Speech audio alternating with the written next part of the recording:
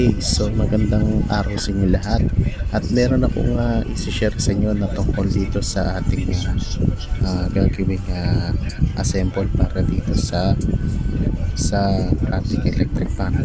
So nung una ay nakapili tayo ng piyesa para ho dito sa mga piyesa na to. So nakapili, so yung dating yung lumang shop ay yung lumang shop na pinili na yung bushing na yan, ayan kita nyo, yan yung bushing na may gasgas, pati yung shop na may gasgas na rin, kasi kahit na may ano yan, ayan kita nyo yung bagong bushing na pinili natin sa nagtitinda ng sa nag-aayos ng electric fan. Yan bago yan. Yan. So hindi nga lang kita sa camera. Ayan. So kung makikita nyo sa kabilang, kung makikita nyo sa yan sa part na yan, ayan, dalawang bagong bushing. Tapos yung shafting na yan yung kinabit na mismo nung nagaan ng electric fan. So pagkumpara natin yung luma tsaka yung bago, yung luma kasi kahit na iliham mo siya hindi na kaya o hindi na siya pwede doon sa stator, kasi magagasgas yung pinakamotor niya sa stator. So pumili na din ako ng capacitor, 1.5 naman yan, 1.5 400 volts AC. Tapos yung oil pump 2 pieces. So hindi ko nga lang naipakita sa inyo yung cable tie. Ayan yung washer. So bubuksan natin siya. Talagang mas malaking bagay talaga yung pressure washer kaysa dun sa ibang washer na nilalagyan doon sa bushing, sa shafting pala. So ayan, pinakita natin. Ayan, bali 10 piraso yan. So tignan natin kung tugma ba sa bushing sa shafting yung washer na ilalagay natin para mamaya.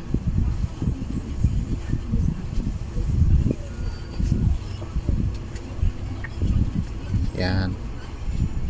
So bali 10 piraso dapat yan. So dalawang piraso ng spacer ang nabawasan natin. So 4 doon sa kabila at 4 din doon apat sa likod, then 4 din sa harap.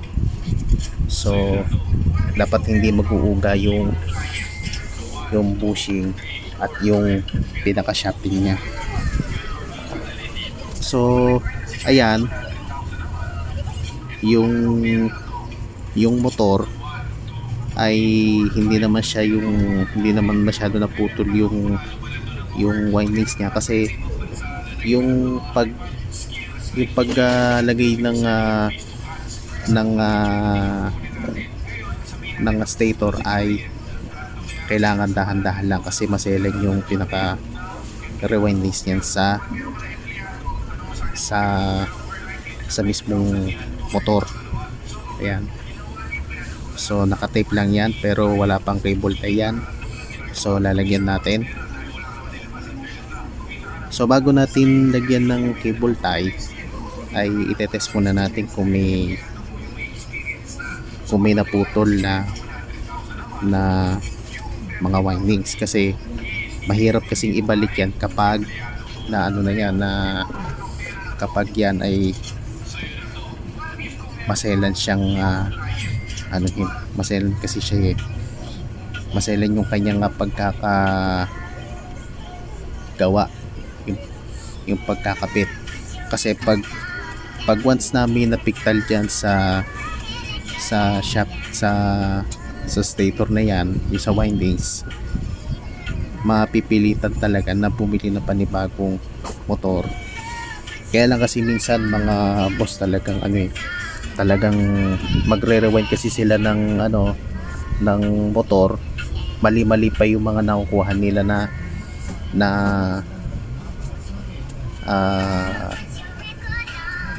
resistance na kinukuha nila. Depende doon sa waling hinihingi doon sa original, ganyan din ang ilalagay doon sa rewind. Okay, so naglagay na tayo ng isang cable tie. Ayan, so pangalawang lagay. So tinanggal na kasi yung tinanggal ko na kasi yung tape, at okay naman din yan, naka naman din yan, naka cable tie naman din yan.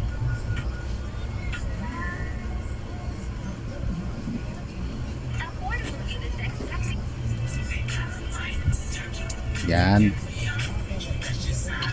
so kailangan talaga banat na banat para hindi matanggal basta-basta yung wire. Pati dun sa may wire, kailangan malagyan din para hindi lumikot ng ayos lumikot yung pinaka wire niyan sa unahan. Yan.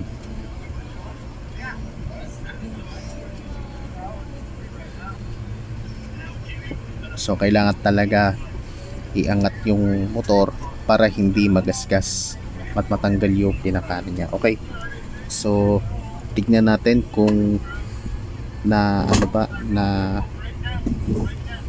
susma.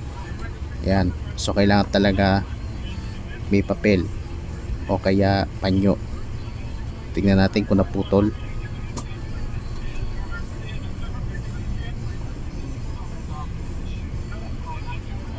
Dapat nasa 77 dapat yan. Ayan, 76, pwede na yan. 76, 769.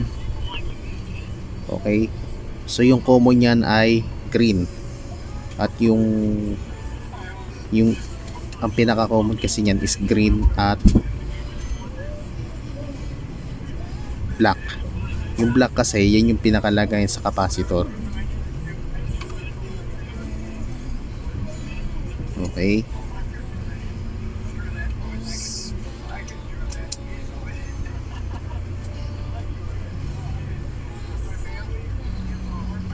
yan.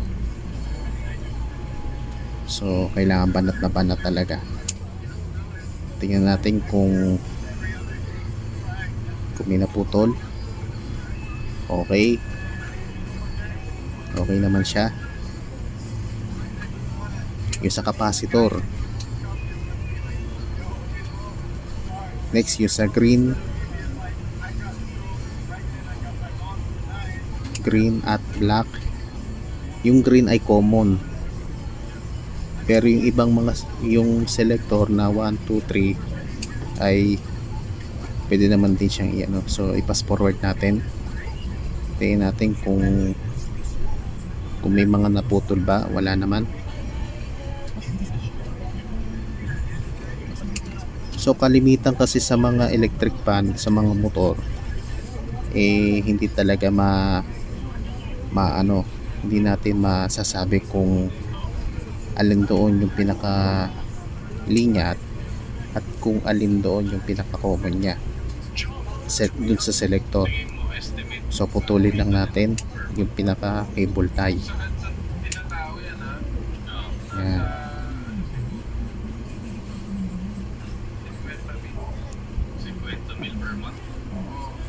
Okay, so naputol na natin siya. Tingnan natin kung lumikot pa. Okay naman. Tingnan natin sa green.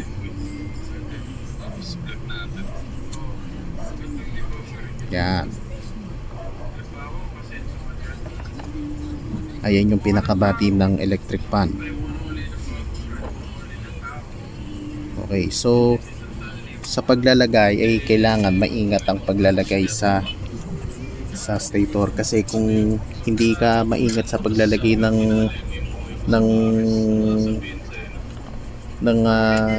stator, talaga magagasgas yung pinaka windings sa mismo stator niya.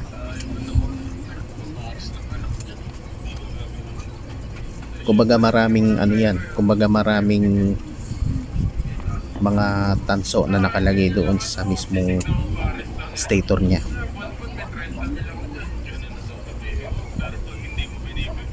Kasi kung halimbawa pag nakaskas yung pinaka windings niya sa ano sa stator, talagang hindi na may papalik yun, mahirap nang ibalik sa dati. Ano yan, mag-uugong, kumbaga mag-uugong siya. So yan, ay maglalagay tayo ng bushing sa likod. Yan yung bagong bushing. So lagyan natin siya ng oil ng oil foam. Yan, oil foam. Tapos lagyan din natin siya ng flour. Lagyan lang natin siya ng flour para yan yung magsisilbing lock niya, para hindi kumano yung bushing. Ayan yung flour. So para may angat ng ayos yung ano, ayan, anuhin natin siya ng langis. Lagyan lang natin ng langis.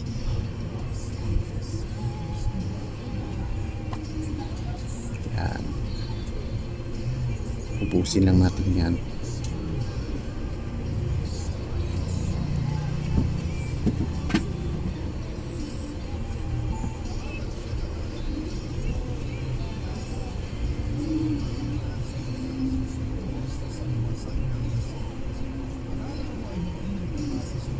Pag sa mga oil pump kasi, kailangan talaga ma-produce ng oil pump yung langis, na kapag ang langis kasi umagos doon sa mismong shafting niya, pwede naman, kumbaga maraming namang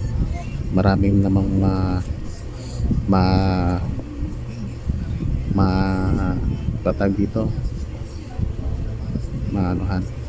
So lagyan natin ng PVC para pang silbing lock. Ayan, pinupukpok natin siya hanggang sa may lapat yung pinaka lock niyan, sa tawag niya sa chassis o yung sa body. So tingnan natin kung nakaano. Yan, dapat na ba? Okay naman, walang labis, walang kulang. Yan,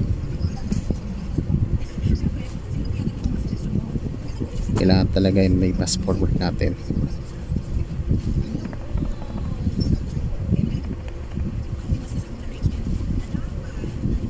Yan, so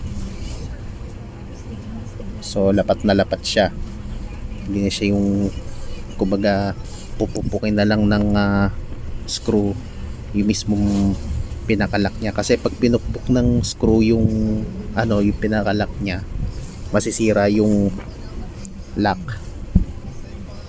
yung pinakalak niyan sa gilid. So yan naman yung sa harap. Lagyan natin siya sa harap. Okay, yung paglalagay ng bushing ganun pa rin, oil foam at lock.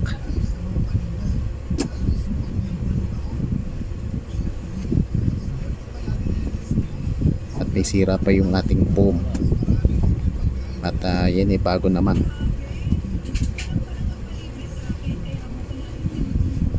Alam nyo, sa katagalan kasi ng pagre-repair ng electric fan, eh hindi natin masyado may iwasan na may magkamali doon sa pag-aayos. Kumbaga marami talagang matututunan sa pagre-repair ng electric fan. Hindi kagaya kasi ng iba na pag pag hindi umiikot ang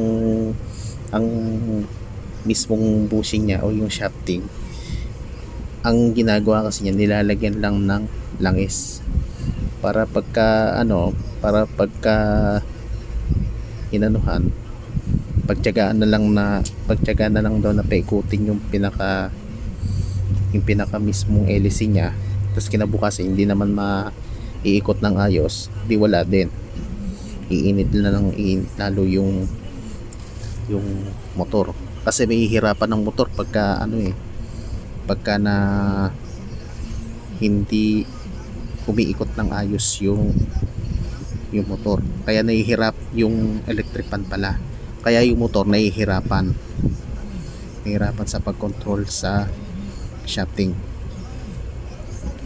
Siguro sa mahabang procedure kasi, ang ginagawa kasi sa mga lock, ang ginagawa kasi nila, inaanuhan ng screw. Pero itong procedure natin, ayan, para may lapat ng ayos yung LC, ay yung pinaka-lock niya at yung pinaka niya. So anihin na natin ng ayos. Yan, puk na natin. Tingnan nyo kung lapat na, okay naman, hindi naman matatanggal yan. So lagyan ulit natin ng langis.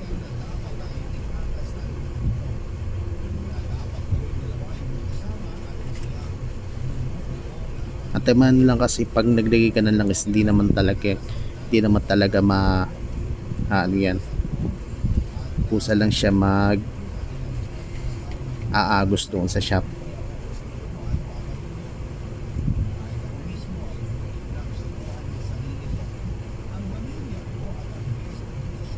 Yun, kung mapapansin nyo, ayun, nadulas na, swabing yung kanyang pag-ikot. Yan, yung may butas na yan yung lagayan doon sa paglalagyan natin ng hélice mamaya. Yan, so maglalagay naman tayo ng spacer.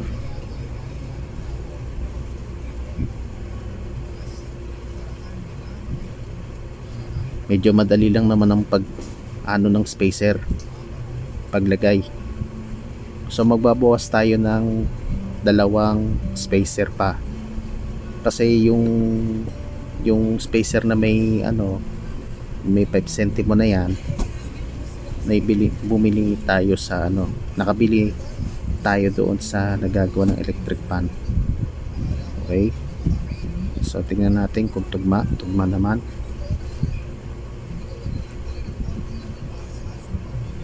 So 4, bali tig-5 dapat sila, tig-5 dapat. Pero pag dilusot, wala nang allowance wala na kasi siyang allowance doon sa shop, wala nang espasyo doon sa mismong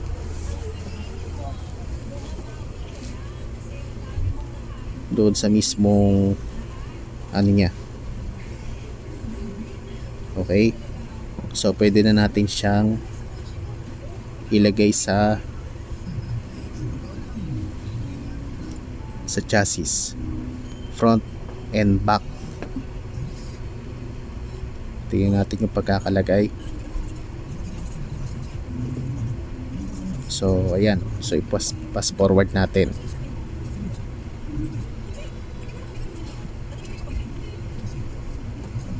So ang napansin ko lang doon sa electric fan, hindi gaano na aanuhan ng ayos, kasi ang kadalasan kasing reklamo ng iba dun sa mga gumagamit, ah, hindi daw maganda yung singaw ng hangin ng electric fan. Kaya ang nangyayari, ang kadalasan kasi dyan, ang solusyon kasi yung linis lang, diba? So yung pinaka linis lang na ginagawa doon sa sa electric fan. Kaya ang nangyayari kasi, pag ang electric fan mo kasi hindi naman natin masasabi na uy, yung electric fan mo may kulang pala to sa yung mo, baka capacitor lang yung sira, kaya hindi umikot yung electric fan mo. So ang isang capacitor kasi, kung itetest mo doon sa U-farads o millifarads ang capacitor mo, ibig sabihin buo pa naman yung capacitor mo. Dapat nasa 1.5 o 1.4, mga ganon. Hindi natin masasabi na yung capacitor mo ay nasa 1.5 lang. Pero pero kung sa 700 talaga, wala na yan. Kailangan mo na talaga palitan. So kahit anong palit mo doon sa capacitor at wala pa rin nangyayari, sa bushing na antimano. Kasi ang una ko nakita dito nung niliha ko yung bushing, ay yung shafting pala hindi na maganda. Kasi yung pinaka yung pinaka rotor noon sa loob, pag once na abnormal yung sa stator, ibig sabihin baka sumayad yung bushing doon sa yung rotor doon sa stator. Hindi pwedeng pagtiisin kasi hindi naman natin hindi naman natin malalaman kung sumabit yung stator doon sa rotor. Kasi may hirapan ang motor doon sa pagkontrol sa pag-ikot ng rotor. Ngayon, ang rotor kasi yun yung suporta doon sa bushing. Kaya ang nangyayari kasi, mga boss, talagang talagang masasabi mo na yung capacitor mo ay buo pa, pero kahit ilang capacitor lang ang kaya mo palitan, wala din. O yung motor, when sabihin natin yung motor na nakailang palit ka ng motor, pero kahit anong palit mo doon sa motor, wala din, diba mga boss? So ayan, so pwede na. So habang pinapass forward natin ay pwede natin siyang i-continue natin yung kanyang pag-pass forward. Yan, ang paglaruan niyan.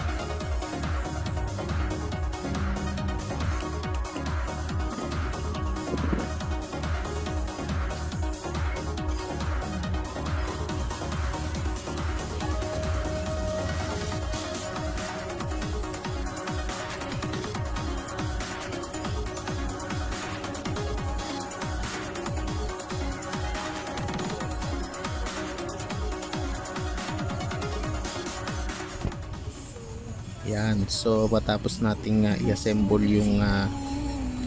yung paglalagay dun sa motor. Ayan, so itest na natin yung capacitor. Tingnan natin kung ilang farads kaya.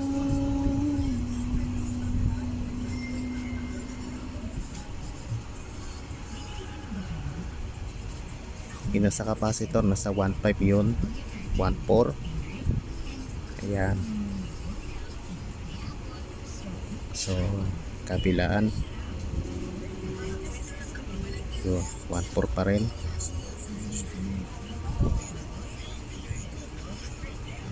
1.4, 1.4. Ayan, okay. So ngayon itetest ulit natin yung motor by common. Green, yung red is number 1, number 2 is green or yellow, number 3 is white. So ginagawa natin is pinupukpok natin para swabe yung pagkakalagay natin sa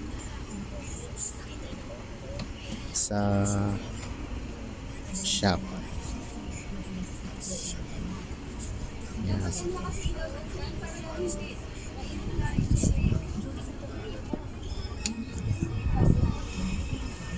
Okay. Yan, so itest ulit natin.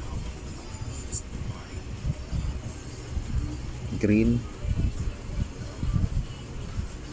Yan, sa capacitor ho yan. Okay, by common, green, yellow.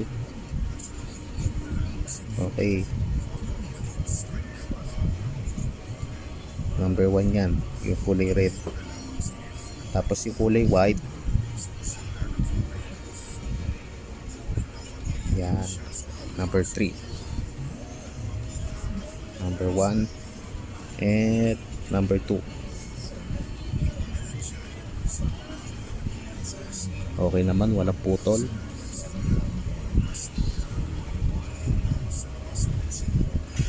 Yan.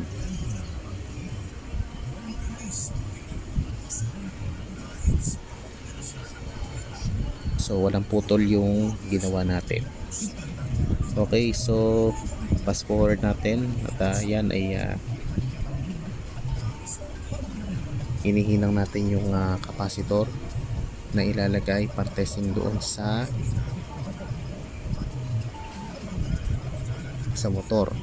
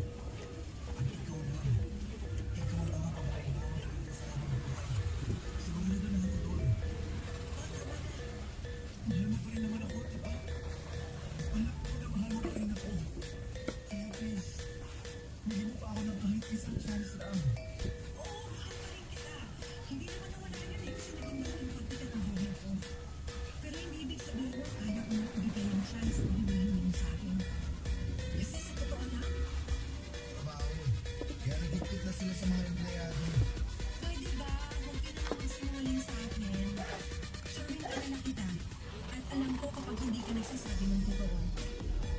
Ano ba talagang dahilan kung bakit ka umiiwas sa akin? Ano ba talagang nagawa kong kasalanan sa'yo? Wala ka mang nagawa na kahit na anong kasalanan. Eh bakit mo nga ako iniiwasan? Kasi hindi mo na rin naman ako kailangan, di ba? Ano ibig mong sabihin? Ay, Alice, alam ko naman eh. Alam ko na hanggang ngayon, nandiyan pa rin sa puso mo si Paul. Kaya nga tinanong ako sa natin. Kasi gusto ko lang may masaya. Ngayon,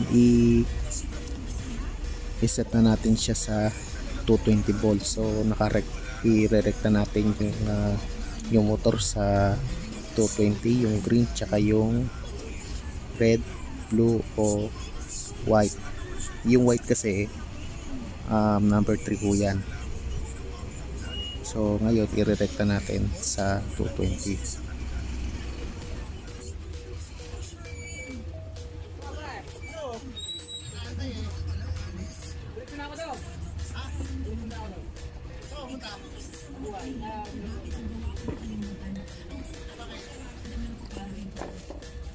Lahat natin dahil lang sa akala mo, mahal mo na ako.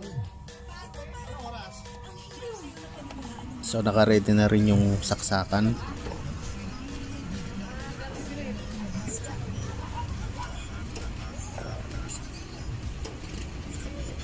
Okay, so i-try natin testing.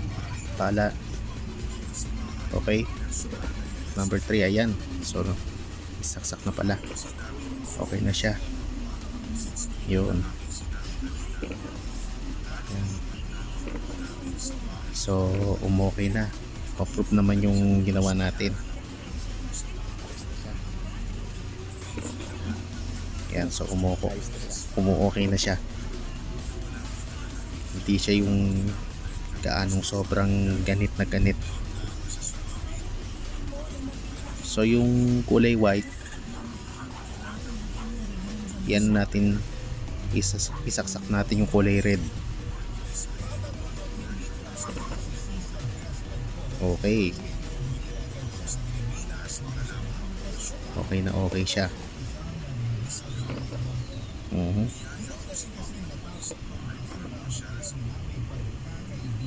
Yun, mahagod. Swabe yung pagkakaikot sa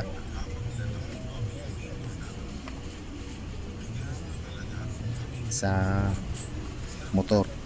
So ngayon, lagyan lang natin ng tape yung dalawang selector para sa safety. At para hindi na rin natin mahawakan kung sakaling magte-test tayo, para sa safety natin.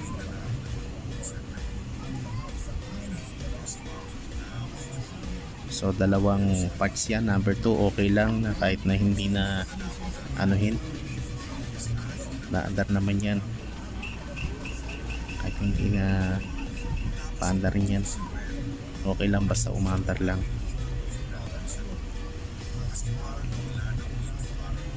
Okay, for safety, saksak natin. Okay, yun. So habang nakasaksak yan, habang umaandar yan, kuha tayo ng martilyo, pupukpukin natin yung pinakaano lang. So alala na sa pagpukpok at baka masira yung chassis sa front at back ng sa stator.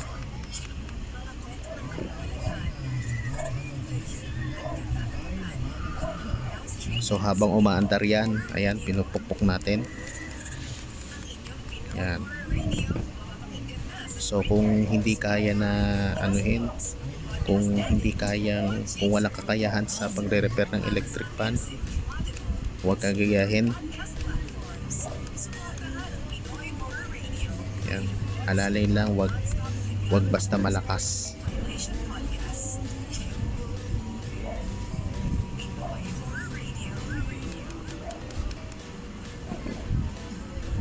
Basta yung sakto lang sa ano natin.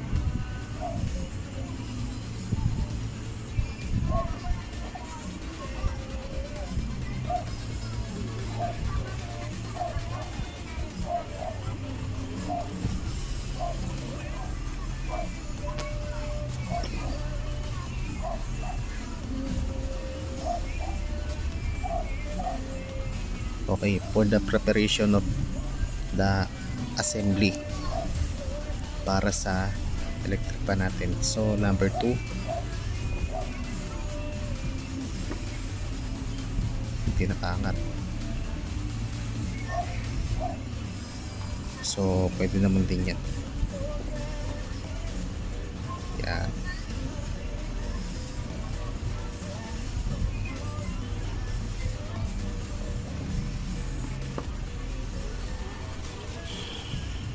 For the preparation of assembly.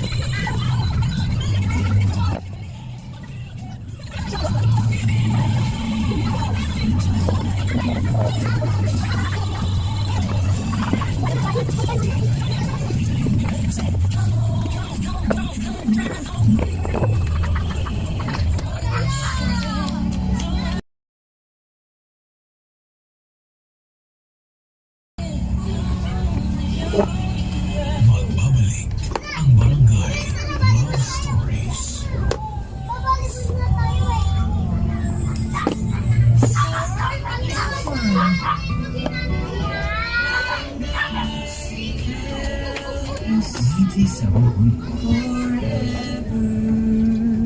Number 1 Barangay Love Stories. Nationwide now back to action.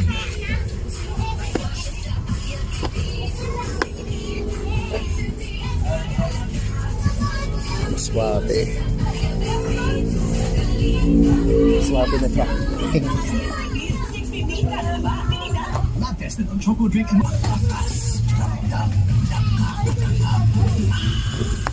Yan ang sarap kasi lakas ng tama. Lakas mga sulit ng Red Horse Beer. Lakas ng sarap, lakas ng tama.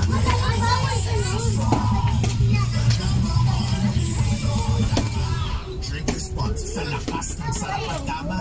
Lakas mga sulit ng Red Horse Beer. Drink response.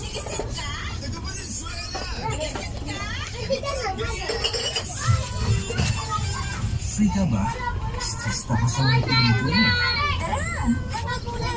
Mag-Sunny Free tayo. Ay, No oh. alcohol, no worries. Any day, anytime. Sige, try na! Sunmade free ah! So, okay pa rin ako bukas? Oo naman! Same beer taste, pero no alcohol yan. Kaya no worries. Sunmade free, sarap ng beer, walang alcohol. Drink responsibly. Please, pili na ng Sunmade free. Sarap ng beer, walang alcohol. Drink responsibly. Nagasan ka?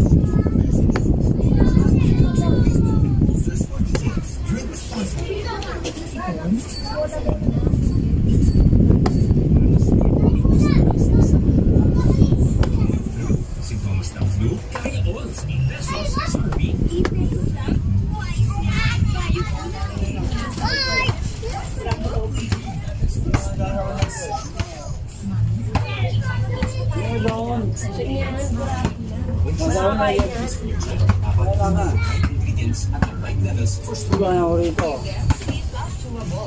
Iwan na lang yan.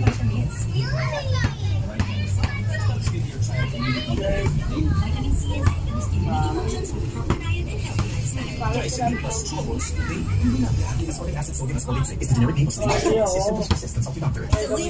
Chewables. The right choice for your antibiotics. Nagpapabigay sa mascara mo yan.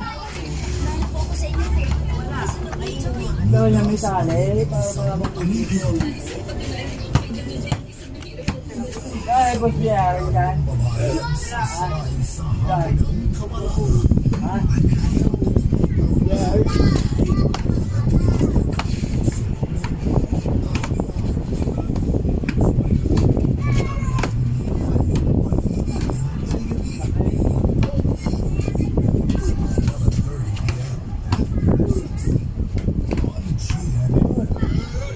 Happy-happy na naman kayo ha.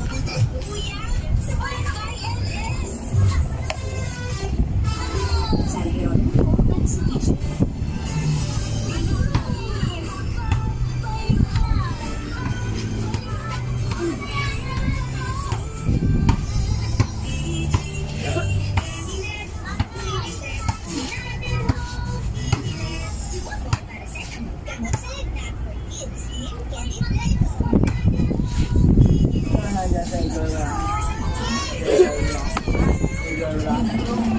pupunta? Gamot sa lagnat for kids.